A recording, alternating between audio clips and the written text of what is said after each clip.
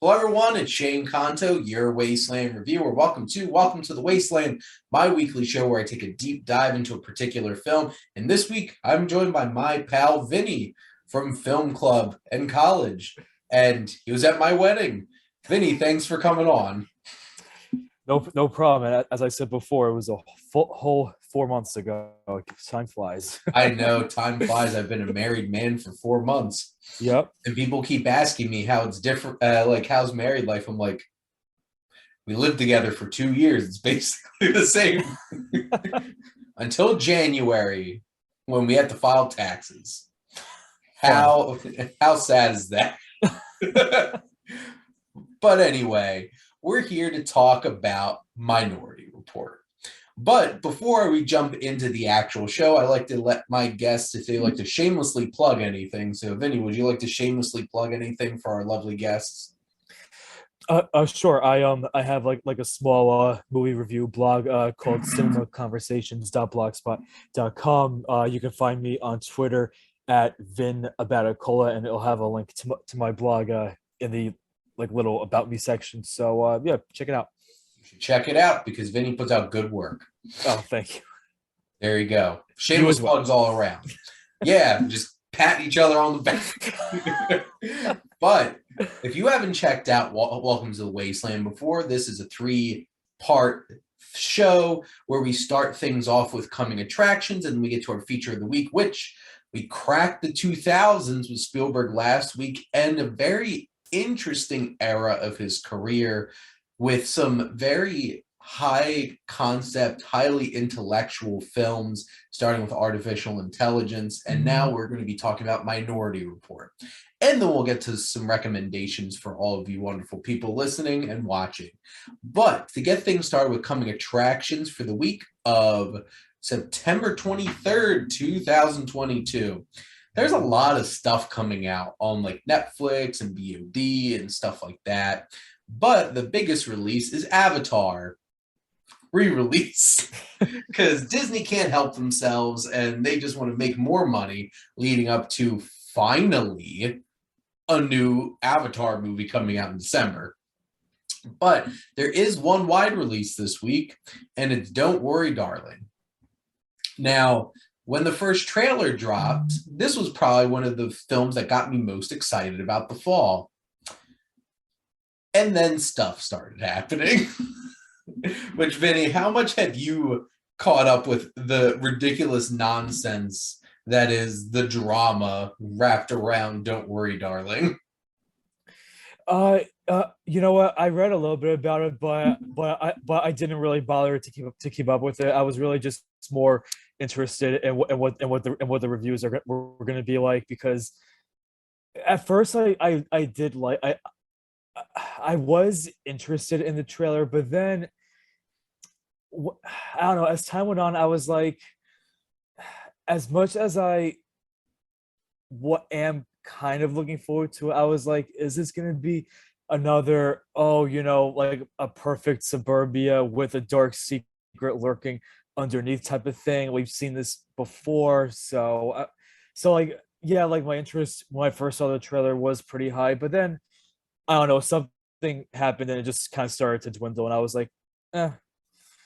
Yeah, because And then the reviews start coming out, and they're not exactly glowing. So no, and I've seen it.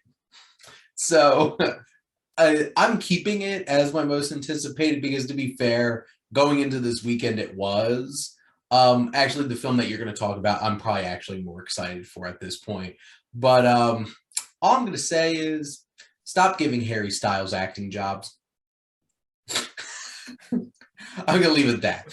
But I was really excited about this because Olivia Wilde with Booksmart was great. And just to put in, like, to kind of put into perspective, so those who don't know some of the work I do with Scribe Magazine, I do a podcast called Wasteland Collides, where I take a new film and match it with an older film, and hopefully you have 2 films to check out. All the films I wanted to talk about would spoil the twist of the movie. Because, like, if I paired it with it, then you're just like, oh, that's what this movie is. And here's the thing. You're going to guess what's going on within, like, half the movie.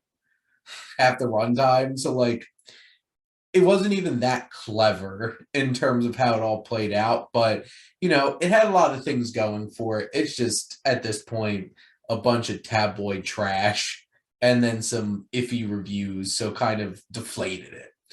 But along with all the crazy stuff coming out on like Netflix and VOD and stuff like that, Apple TV Plus has Sidney, about Sidney Poitier. So Vinny, why are you excited for this one?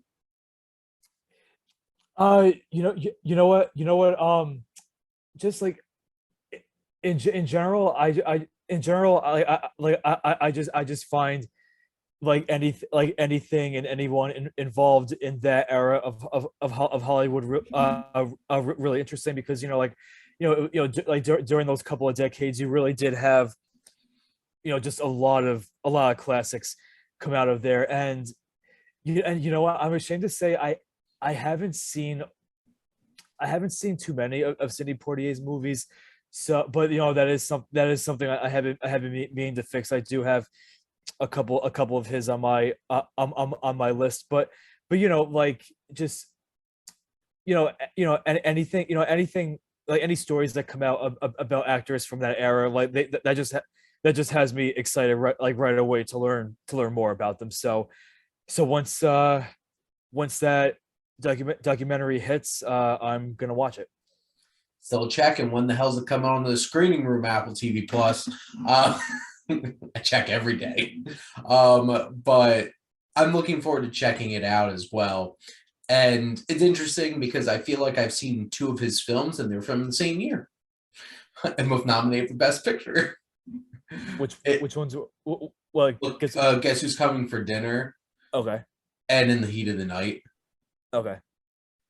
And then I will actually be talking about Poitier again later in this episode because it's something that I want to recommend, because Poitier beat the lead actor for this movie for Best Actor. But that'll just be a tease for now. But what we're really here to talk about is Steven Spielberg's Minority Report. And this is a film that came out in 2002, right after Artificial Intelligence. And this is a film that really takes on the idea of, if you had a chance to arrest somebody before they did a crime, would you do it to save the potential victims? But then, if you arrest them before they commit a crime, did they ever commit a crime? And why do they deserve to be arrested? And that is the paradox that the Minority Report kind of lays out there. And this is loosely based off of a 1956 short story, The Minority Report by Philip K. Dick, because, I'm pretty sure literally everything Philip K. Dick wrote became a movie at some point in some shape or form. This film stars Tom Cruise, which Tom Cruise and Spielberg made a couple of them around this era. We had Colin Farrell, Samantha Morton, who had a very, very small role in Artificial Intelligence and winds up coming back in this film, and Max von Sydow. And it combines tech noir, a whodunit, a thriller, and science fiction all rolled into one, with incredible special effects, state-of-the-art kinds of things, and basically Tesla cars. Because that's all Jess could talk about during that whole entire sequence. Just quick question. What was Samantha Morton's role in AI? She was the babysitter robot at the Flesh Fair. She's in it for like a couple minutes. Huh. I gotta rewatch that. I gotta rewatch that scene. Which, fun fact, so is the actress who plays Tom Cruise's wife in this. She, who is also in the show Cold Case, which I know her from, she would played this young woman hyping up the crowd at the Flesh Fair in this like really skimpy outfit, and you see her for like 5 seconds. Okay. And it's just like, that's the thing about, like, that's the thing in general about big directors. It's like people come back and stuff like that, but it's cool seeing like the little like performances that pop in and out. What's interesting is this film was first optioned in 1992 as a sequel to Total Recall. And Arnold Schwarzenegger was set to reprise his role as Doug Quaid, but after Total Recall production company Carlaco Pictures filed for bankruptcy, the project was reworked into a standalone project. And it looks like production suffered many delays due to Tom Cruise's Mission Impossible 2 and Spielberg's AI running over schedule and all kinds of fun stuff like that. And this finally got into production with Spielberg and with Cruise attached to it. It wound up making $358 million worldwide on a $102 million budget. And it was part of the 10 most successful films in 2002 worldwide. It garnered very minimal like Oscar attention. It got best sound editing, which like, how didn't this get visual effects? I know. I am like visual effects, art direction, score, original score. Yeah, well, we might talk about this again, but during the big jetpack and factory chase scene, felt like I was watching Indiana Jones all over again. Williams was throwing in a little bit of indie score during that sequence. And also like and we'll get into this in a bit, but like I don't think enough people give Tom Cruise credit for this particular performance in his career. And also I love Max von Sydow. Oh, he's great. He's great in it. And Samantha Morton has a very interesting role that she has to play in this. But this film got a lot more attention, not surprisingly, at the Saturn Awards. So like dealing with science fiction and stuff like that. But Vinny, what interested you in coming on specifically for this episode? It's simply the fact that I've I haven't seen this movie in a while, and because I know before we start recording, I said I hadn't seen it since high school, and I mean I just remember, like, I don't know, it's just like a really like fun, like thought-provoking movie. Spielberg and Tom Cruise make it for an amazing director actor pairing, and I just really like this movie, and I thought this would be a good excuse to revisit it and talk about it. And I mentioned that this is pretty high up there for me personally in Spielberg's filmography, so I was excited to check it out again as well. And it had been years since I watched this, and this film, like I talked about before, poses the idea of pre-crime. So cops from a pre-crime division that wind up utilizing these three precogs. So these three human beings that have these weird psychic powers that they could see the future.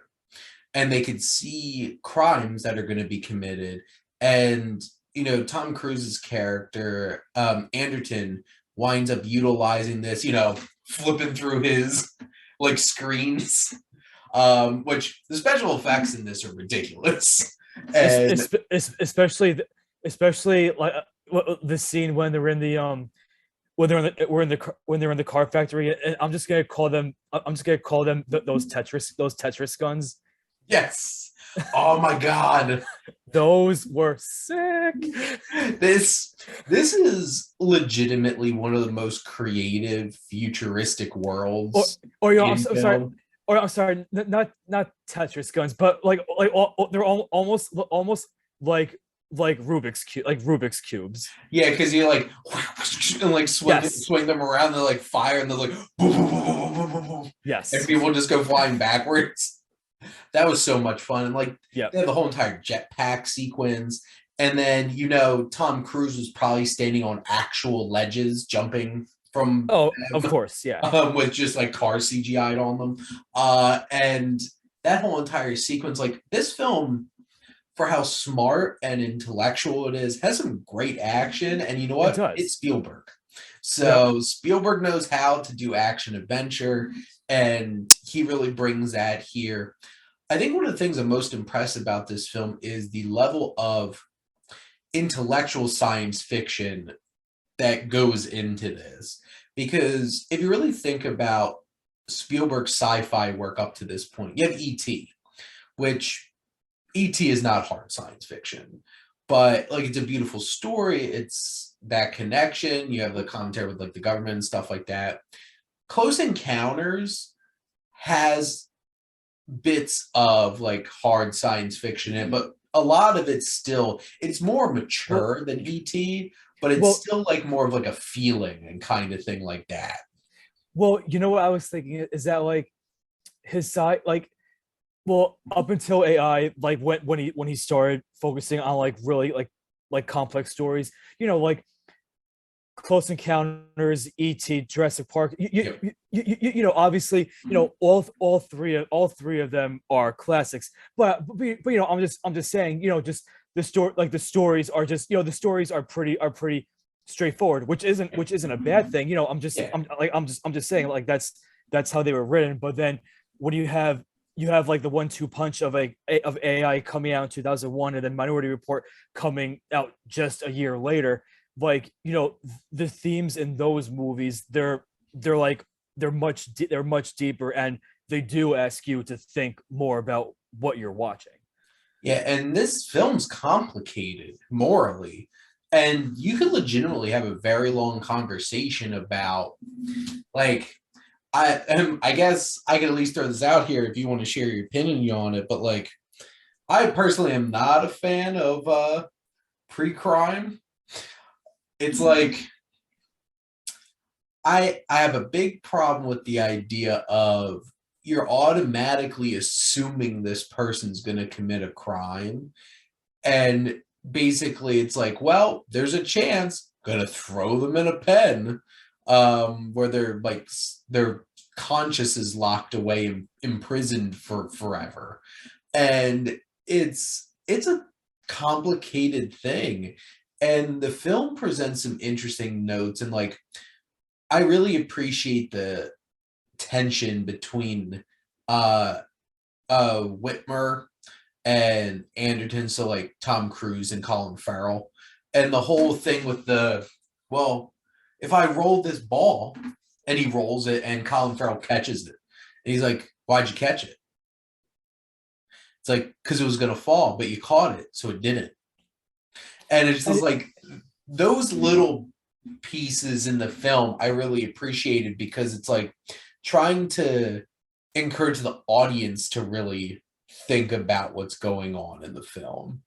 and one thing I want to say is one detail that I thought was really interesting was in the beginning, when you had them when you had them going to the house of like the wife who's cheating on her husband. I really like that detail about how the balls that come through the system that have like the names on them, like it's like a red ball, and how a red ball symbolizes a crime of passion. And because it's a crime of passion, they have like a much more limited amount of time to respond to that crime. Like I Yeah. thought that was like a nice, like I thought like that was like a really cool detail to incorporate into the movie. Yeah, and that's the thing. There's a lot of detail into this film, and it's a complicated mystery. And Also, I just want to say when Tom Cruise's character walks into the Gap, and they have, well, actually not even that, but like when he's walking through like a hallway, and they're like all these personalized ads, and I was like, we we have those today. it's like 20 years later. It's just like, oh no. Precog isn't Then I guess Precog isn't too far behind.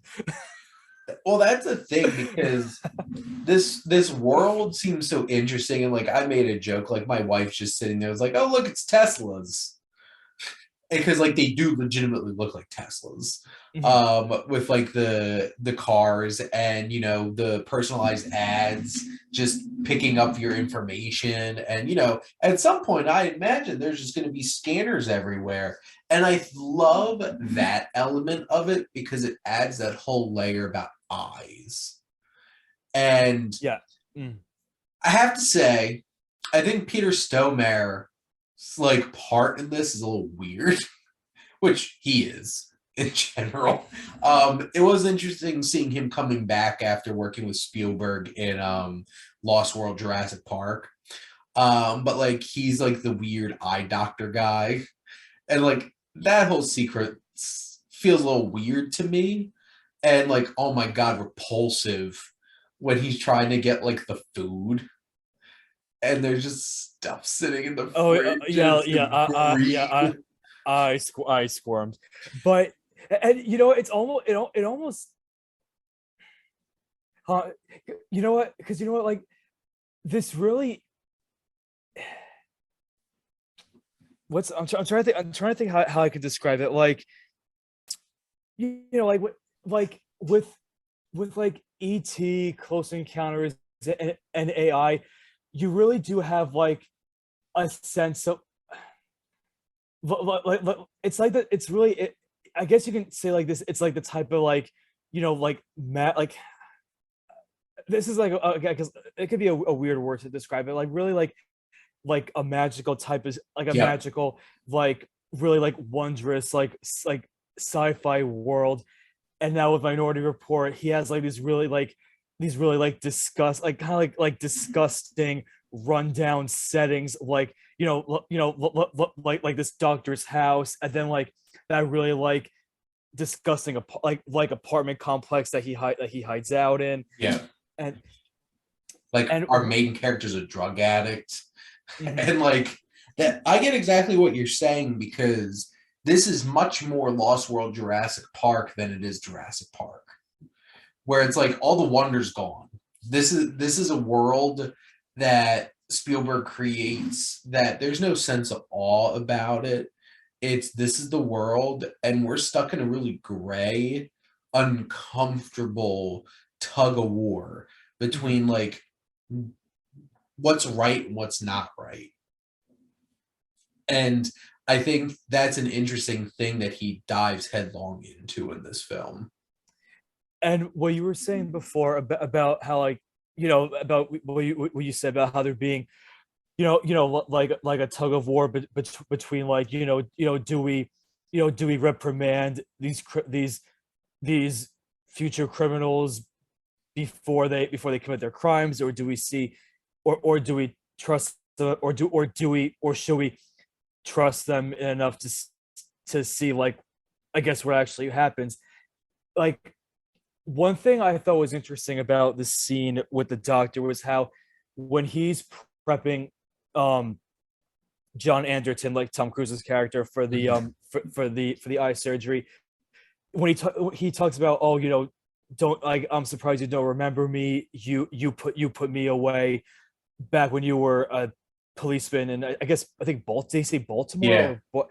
Yeah, and like the way he's talking to Tom Cruise, he's saying like I can't remember what he says, but he says something like, like you put me away all those years ago, and now here you are, like he doesn't use these words, but the gist of it, he's like he says it like, oh, now you're here at my mercy, my mercy, Mm. and I'm because like I'm gonna do surgery on you, and like like obviously he's not gonna harm Tom Cruise because like we still have a whole bunch of movie to get through, so Yeah. he's not gonna damage, he's not gonna like do anything to damage him, but like he is giving Tom Cruise like the feeling that, oh, he is giving him the idea of like, oh, I could, when I'm doing surgery on you, I like, who knows, I could very well execute my own payback on you right now for putting me away all those years. But like Tom Cruise trusts him to go through with the surgery, and this guy that he put away, he does follow through with doing the surgery that he came here to do. So that falls back on, do we, should we trust these criminals to eventually do the right thing? Yeah. Because the thing is, it's like they get thrown away and the key gets thrown away, lock and key gone. They're stuck there in Tim Blake Nelson's little little farm which I think that's another thing about Spielberg films. I love all the like tiny character actors that pop up Yep. because like Peter Stormare in that scene we were talking about, and Tim Blake Nelson who Lois runs like, Smith. huh? Lois Smith. Yeah. Oh, and that sequence that, yep, time to talk about that. So that scene, Lois Smith is amazing. Mhm. She acts the hell out of that scene. The whole plant thing, like killer plants and stuff like that, I'm just like, this is interesting. Did not expect that in this film. And then when she kisses him, it's just like, what's going on here? Oh, and I just want to say what you said about how like this movie, it's very focused on eyes. Her character's name is Iris. Yep. Mm-hmm.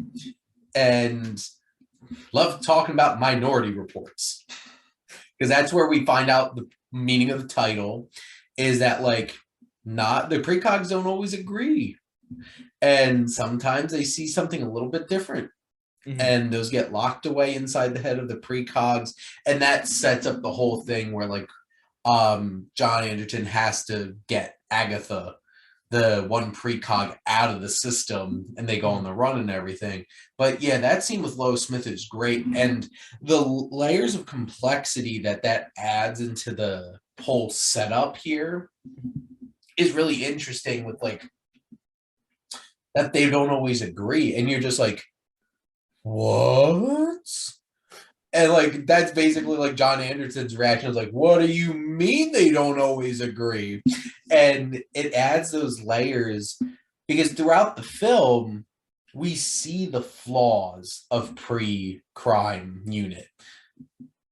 And then there's moments where it's like trying to reinforce it, like this is why it works. And Tom Cruise throws that in Max von Sydow's face towards the end of the film. It's like you could do this one thing and prove your whole system right, or you could do this other thing and it'll bring the whole thing down. And that's really at the core of this. Is it's such a great murder mystery of a murder that doesn't happen yet, which is so fascinating. But then it's really at the core of it about commentating on pre-crime, and there's just some great scenes in this film that give such great revelations to the story. I have to say one of my favorite scenes in the whole film is one very particular scene between Max von Sydow and Colin Farrell. Oh, And not to say much about it, but it adds so many layers to both their characters. It helps you see them in a new light. And also, it really shows how you could play this system. And it's so fascinating because a system might be perfect, but there's always that opportunity to take advantage of a system, especially when you're the one with their hands right on it. And this film takes that on, and it's just like, yeah, this is it corrupt? Is this the right thing to do? And we have to think about that throughout the whole entire film. and I'm trying to think. I was gonna say something about Colin Farrell. Well, just like what I can say about Colin Farrell's character is just like I remember first seeing this, and like he definitely comes off in the beginning as if he's gonna be like this really villainous person who's trying to take down pre-crime, but then like you said, you have that scene where like between him and Max von Sydow where your opinions do change for them. And like that's one thing I really like about this movie is how like as special effects heavy as it is, it's also very very character driven. Exactly. And I love, and to get to the center of it, I feel like what's so interesting about this film is how complicated that Anderton is. because like on the surface you just like, oh, this is just Tom Cruise leading man in a sci-fi action movie. No, it's not. This man is going through a lot. Yeah, like Like, this the script gives him a lot to work with, like emotionally. yeah, and there's two particular scenes that really capture it for me. And, people talk about Magnolia, people talk about Tropic Thunder, people talk about Born on the Fourth of July, and like these are the big performances of Tom Cruise's career. This is one of the most layered performances he gives in one of these kinds of films. Mhm. And what's so interesting is like he loses his son. That scene is tragic when he comes up from the water and his son's Yeah, gone. But early on in the film, you see him getting drugs. You see him at home watching these memories, these home videos, and it's so sad. And the one particular scene when, because one of the craziest things is like Anderton's just like, how do I murder a man that I have no idea who he is? And the moment he's convinced he knows who this man is, there's a look in Tom Cruise's eye that is terrifying and just broken, of him like realizing, I'm gonna kill this man. And like Tom Cruise really kills it in that scene. hmm you're talking about what when he's like looking at the at like the picture, and he's like, yeah, like he does, I remember watching that scene, and like, well, you know what, it's interesting because like the I'm wondering if that look he gives, I'm wondering if that would have been as chilling if he had like his regular eyes and not the eyes that he was that he got replaced that he got replaced into him. That's an interesting thought, because yeah, he doesn't have his regular eyes at that point, because he needs the eyes to get into Pre-crime. to get Agatha out. And that sequence really sold a lot for me. And then Samantha Morton as Agatha gives such a strange and layered and just mysterious performance, because and this is one of the biggest gray emotional areas too, is like they don't treat them like humans. Like, these are people, these three precogs, and they just sit in a tank. And like they're not treated with any human dignity or anything like that. They're just there as tools. And when she gets out, the way she interacts with the world, Yeah. and like the moment she has with that woman in the mall, hmm is just like, and that woman has this realization, like, holy crap. And like Samantha Morton gives a very interesting performance that's just hard to not, it's hard to look away from. Well, yeah, because like pretty much the whole time I was thinking, like, she does the like between like what she does, like here, well, here we go with the eyes again. Just like the way like what she does with like her eyes and her like facial expressions, and like the way she moves, like it's really, I mean, it's like an emotion.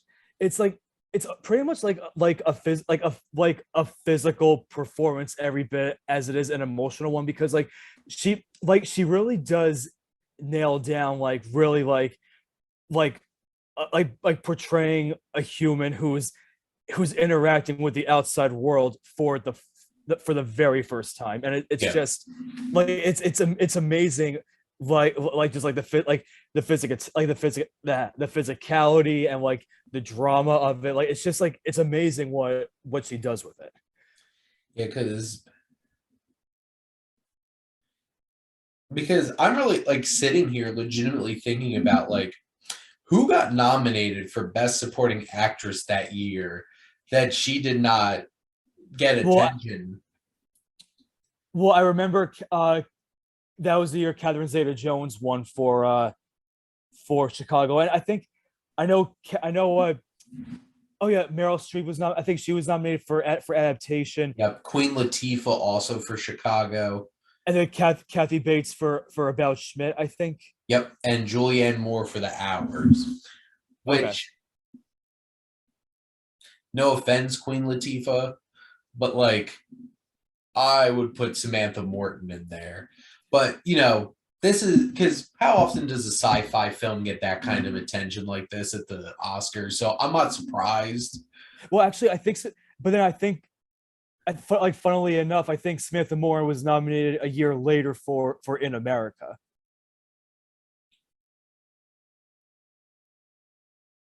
Taking a look. Fact checker Shane right here. Because I'm taking down the rabbit hole. Was that for Best Actress or Best Supporting Actress? I think for Best Actress. Okay, yeah, because it wasn't Supporting Actress, because I did not see that on here.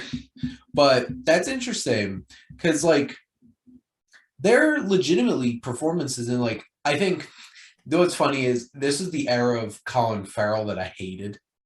Like I hated Colin Farrell at one point, between like Alexander and Daredevil, and like I'm just like, I don't like him.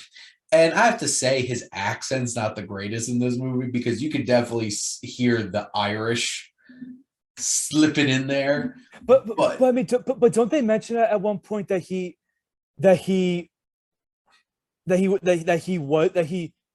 live in? Didn't they acknowledge that his character was from Ireland? Doesn't he mention at some point that like he went to school in Ireland or something? That's still cheap writing. To like, I feel like that's just like, well, I don't remember, honestly. I have to think about that, but still, I feel like that's a little cheap. Like, it's like his accent's very inconsistent, but he gives a great performance. Mm-hmm. And he is balancing a line between like, oh, I hate this guy, and then revealing like, oh, like he actually cares about doing the right thing here. And oh my God, the way Max von Sydow can switch between being this like warm, supportive mentor figure to being somebody really scary. Because there's one scene that he shares with the wife. I believe the actress's last name is Morris, but like there's a moment he steps up to her and I'm like, oh no. Yeah. Oh no. And that's something special that, you know, between, it's hard not to compare them because they literally have competed against each other and stuff, like, but like Max von Sydow and Christopher Plummer probably were competing for the same roles for like decades. Or at least like, it is funny just how similar they are. Which like probably the whole 2000s they were probably up for some similar things, but like Max von Sydow is so great in this film. And you know, you have a couple of good, real strong, solid supporting performances, like Neil McDonough, who pops up in a lot of different things as like this character actor. He's Anderton's right-hand man, the blonde one. And like he gives a really good supporting, like, I'm gonna be your, like, the main physical antagonist chasing you down kind of thing. And like he serves the same purpose as like Frank Grillo and like Captain America Winter Soldier, where he's just like that presence just chasing after our character on the run. And actually, it's funny you mentioned Frank Grillo because he is in this movie. Yes. Him and Jim Rash, the dean from Community, are like tiny roles in this. Which, well, I've never seen Community, so I can't picture Jim Rash. Oh, he the second you know who he is, but like, yeah, Frank Grillo is one of the pre-crime cops, so like he's in this, which is interesting. And that's the thing, obviously I'm going to get to like Warhorse and Lincoln, where I'm just going to be like, well, this is everybody in this movie. I spend 20 minutes just reading the cast list from Lincoln. Uh, that's how many people are in that movie. But like, I love that like Spielberg could just plop in little roles like that, or like some people got some of their first opportunities on screen in tiny roles in a Spielberg film. And I just think this film is elevated from just being a sci-fi action movie because it's so smart. It has so much to say and it challenges you as an audience. And I feel like specifically in context of this era with AI, this Catch Me If You Can, Munich, and like War of the Worlds, and like The Terminal dropped in there, is such an interesting time period in his career because Munich is a dark movie. Like it's a dark movie. There's not a whole lot of like hope and joy or anything. It's almost completely devoid of that. It's an intense thriller. And like War of the Worlds is terrifying. Well, you know, I actually watched Munich earlier in the year because I remember I had just seen Spielberg's West Side Story, and I was like, you know, I'm kind of like I'm still in the Spielberg mood. Like, let me see, like, let me watch a movie of his that I've never seen, and one of them was Munich, so I watched Munich, and yeah, like that was an intense movie.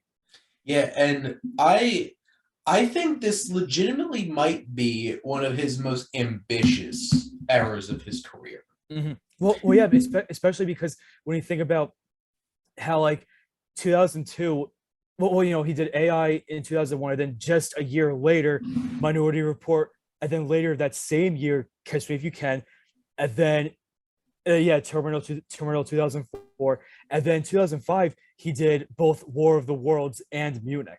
Yeah, which what I find interesting, and I'll be talking about it next week with Catch Me If You Can, is that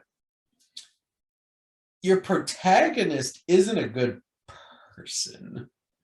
He's a con man.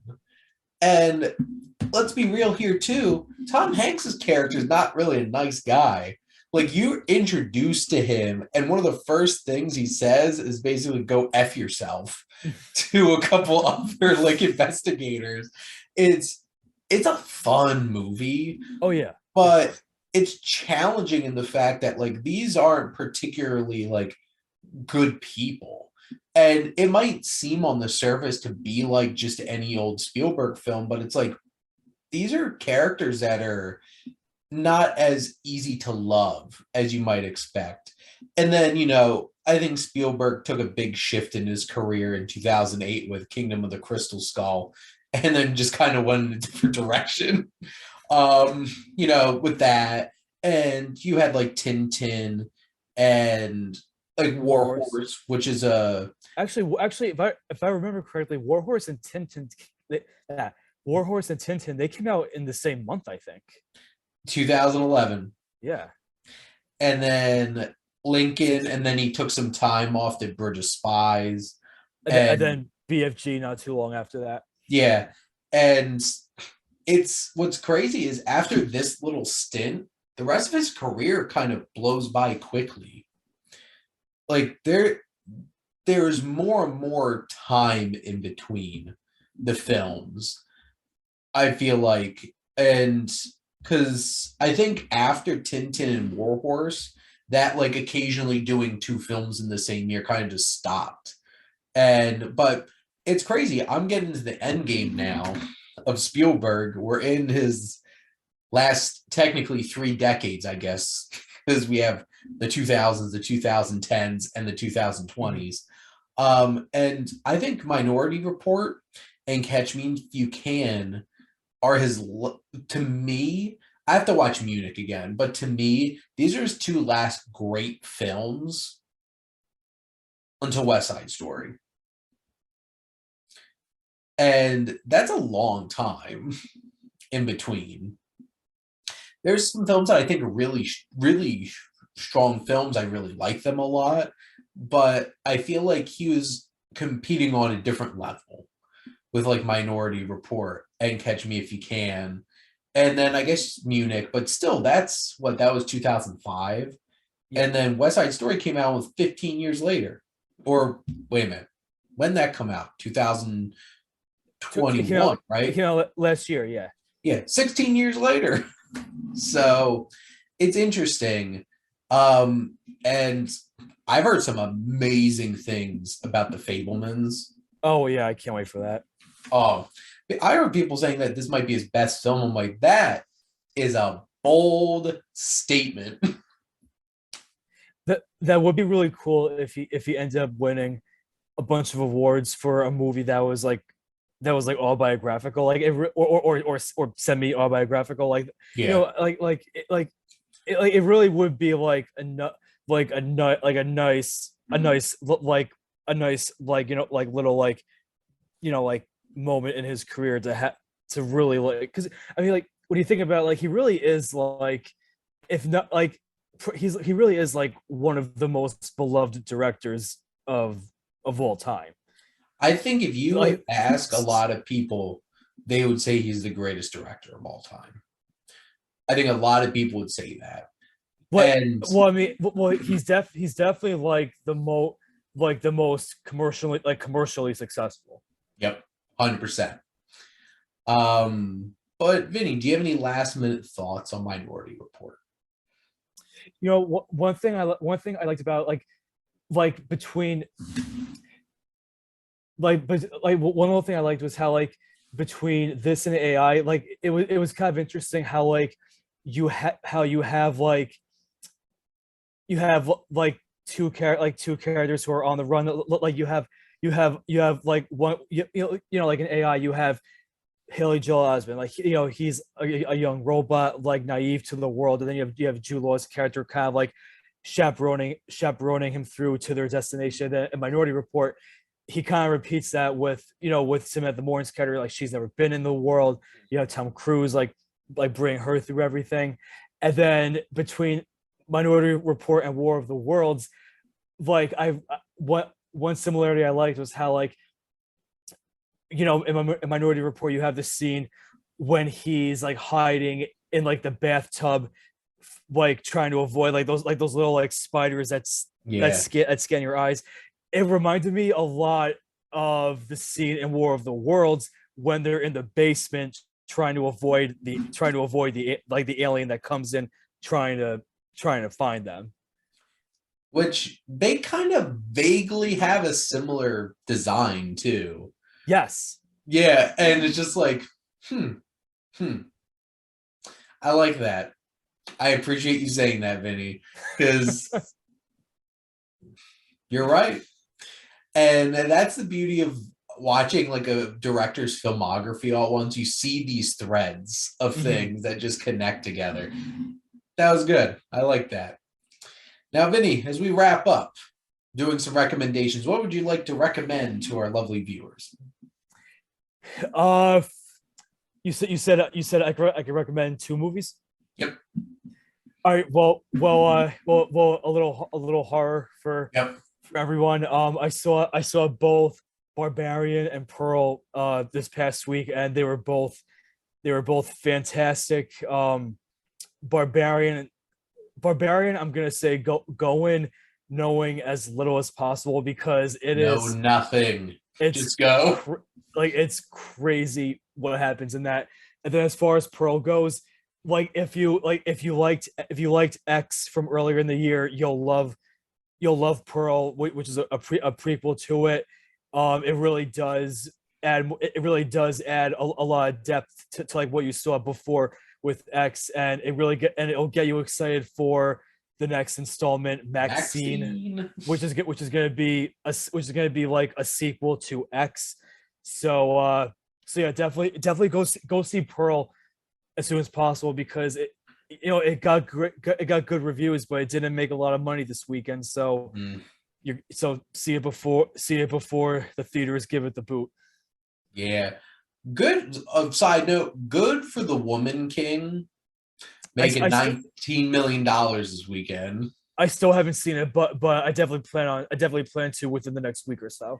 I'm in the middle of trying to wrap up my Wasteland watch list review of it for Scribe Magazine. I would definitely recommend. That is not the new film that I was going to recommend, though, but good for it for making $19 million, which was above its tracking. And the box office needs it. Especially when Top Gun Maverick in its like 17th or 18th week is it's still number 6. But it's funny to say that because when I was walking into my theater yesterday, they have the posters hanging up of like what's playing there, and it was just like it was so funny but so great to see the poster for Top Gun still there after nearly 4 months of being out. Yep, it's still going.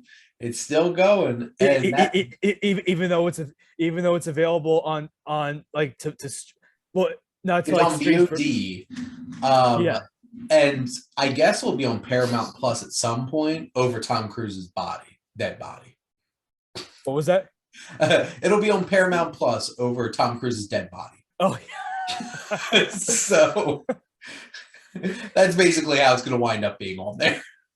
I can't believe we still have to wait like 10 months for Mission Impossible Dead Reckoning Part 1. Maverick made me that much more excited to watch it, and I was already a huge Mission Impossible fan. But the new film that I wanted to recommend specifically was Moonage Daydream, which made barely any money. Like I think it made like $1.5 million this weekend. This film is one of the most bold and beautiful documentaries, rock docs I have seen in my life. And I got to see a press screening at AMC Neshaminy on an IMAX screen, and I felt like I was there on stage with David Bowie. It was amazing. And I very rarely recommend a film in a specific medium, but see this movie in IMAX because this is an experience. And Brett Morgan did something special with this film, and even from the trailer, I'm an alligator. I just had Moonage Daydream stuck in my head for months ever since they released the trailer. I remember seeing the trailer on the big screen, and I was like, whoa.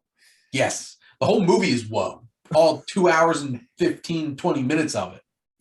It's crazy. It's an experience.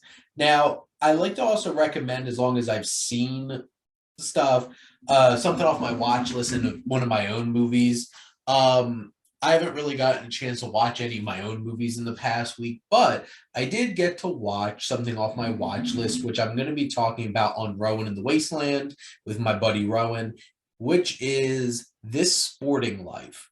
And this is from 1963. It's a British drama about a rugby player who gets a little too big for his britches and has a toxic relationship with his landlady.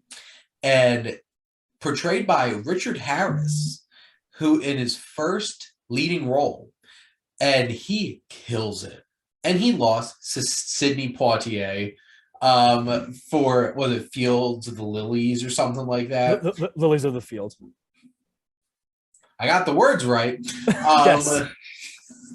But he lost Best Actor, but like, oh my God. And also, side note, his son, Jared Harris, sounds and looks just like him. Watching him be this young. I didn't realize they were father and son. Yep. Yeah, it's an interesting film legacy there. But like, because like I know Richard Harris is like old dude Richard Harris between Dumbledore, between English Bob from Unforgiven, Marcus Aurelius from Gladiator, Maximus, and then Dumbledore.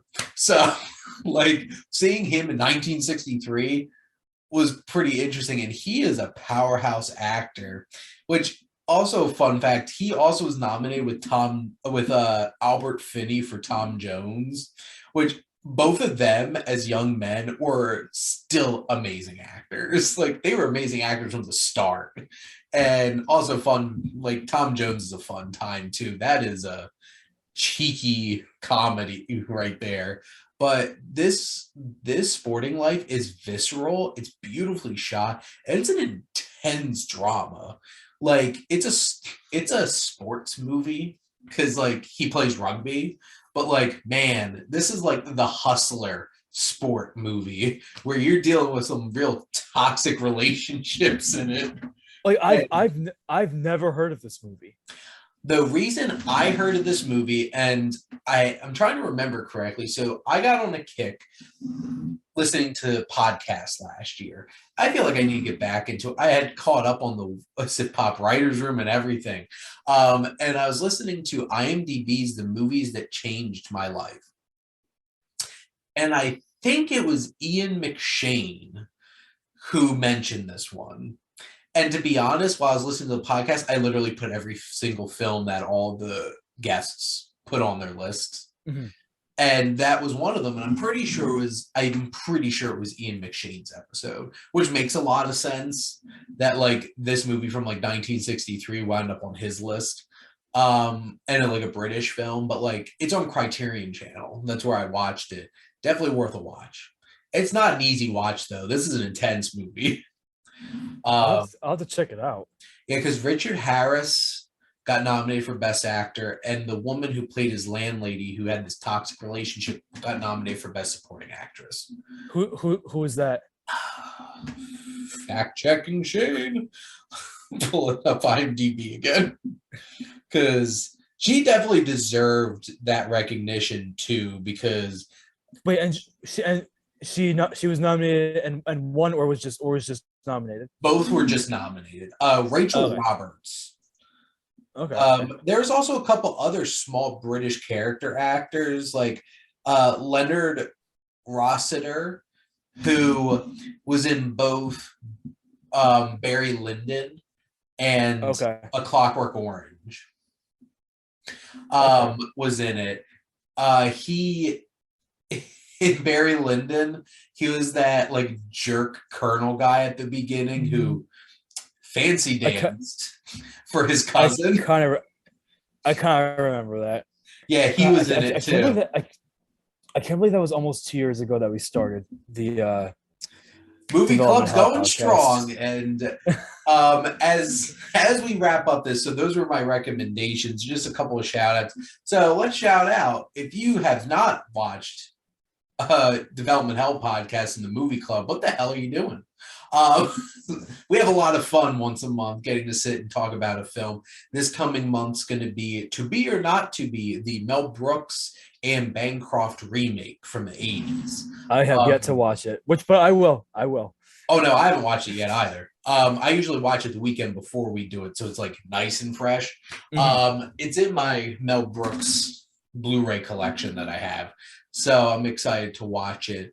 But also to shamelessly plug, because it's directly related to the show, is my Instagram Directors Tournament going on my Instagram story. So if you want to be a part of voting for who gets to be the next director, please go do that. As just a quick snapshot of James Gunn absolutely steamrolled Orson Welles yesterday.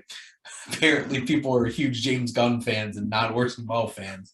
And as of right now, John Hughes, I believe, is winning 9-3 over Matt Reeves. Makes me sad because I'm a huge Matt Reeves fan. But you know, Matt Reeves is great. And John Hughes is like a generational kind of talent. Like he defined the 80s. My brother made sure to vote for him because my brother's favorite movie is Breakfast Club. So, like, he's a big John Hughes fan. But continue to go on with the tournament. I think there's a sinking feeling that Tommy Wiseau might actually make it to the second round. Because what a story, Mark. So funny, Mark. God. I might have to, if Tommy Wiseau wins, I might have to do a special episode with the Disaster Artist, because, oh man, it's just like, how, I was like, how old are you? I just turned 18, like, happy birthday. Hi, Oh, hi, hi, babe. hi, babe. I did not hit her. This is bullshit. I did not hit her. I did not. Oh, hi, Mark. God, because Tommy Wiseau's facing like an old school director that like I'm not even 100% sure of their filmography. So I'm 100% sure people are just going to vote for Tommy Wiseau. And I don't know if Trolls come out, Tommy Wiseau might win, and he's literally directed one movie, so that'll be nice and quick. Didn't he do? Didn't he do one a few years ago with Greg Sestero? He did not direct it. But he wrote it, I think, didn't he? Well, I'm only doing directing efforts here, Vinny. So, No, I know, but no. I'm just, So, I'm just trying to remember. Best Fiends. I laughed. Honestly, I laughed at that title. That was pretty funny. I legitimately laughed at that. Oh man. But yeah, if I wind up having to do Tommy Wiseau and do the room on here, I think I think Tommy Wiseau has to be allowed to be let loose in Hollywood and just direct another movie. He has to. So I'm gonna put this out there. If he wins this tournament, because Trolls, I'm going to do a very special episode of Welcome to the Wasteland. I'm literally going to set up multiple recording times and record multiple episodes so I can get as many people to talk about the room and I'm going to splice them together. Sign me up. Oh no, we're doing a special, getting the whole movie club together. If I have to sit through it, all of you do too. Oh, I think it would be pretty entertaining if he does win, but I don't think he's going to win because, come on, Christopher Nolan and Quentin Tarantino are still in this tournament, and one of them is going to win. Like, I feel like that's almost 100% guaranteed. But that's why we do the tournament. We're going to see what happens. Did you like last night? God. No, I did not, Vinny. But Vinny, thank you so much for coming on. Anytime, saying thank you. Thank all of you for tuning in and always supporting your Wasteland Reviewer.